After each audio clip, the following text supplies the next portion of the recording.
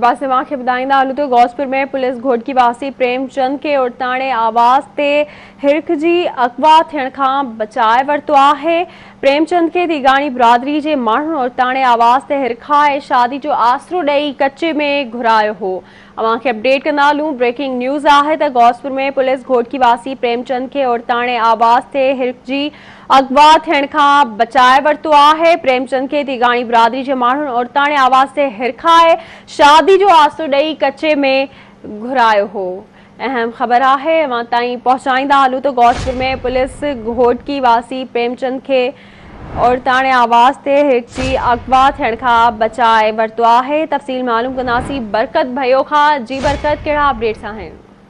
बिल्कुल मां अवांखे ॿुधाईंदो हलां त कशमोर ज़िले जी पुलिस जदीद टेक्नोलॉजी जी मदद सां घोटकी जे राहिमू वली वारे इलाइक़े जो रहवासी प्रेमचंद खे उड़ताणे आवाज़ ते हिरख जी अगवा थियण खां बचाए वरितो आहे। एसएसपी कशमोर अमजद अमन शेख जे हुकुम मूजिब ज़िले जी पुलिस उड़ताणे आवाज़ ते हिरख जी ईंदड़ प्रेमचंद खे कचे वारे इलाइक़े ॾांहुं वेंदे सोघो करे वरितो आहे।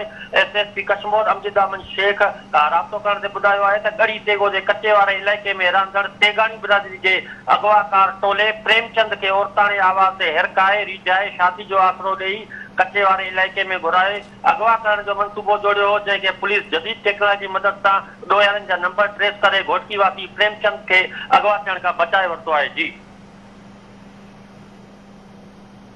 महिरबानी अवां जी अपडेट करण लाइ।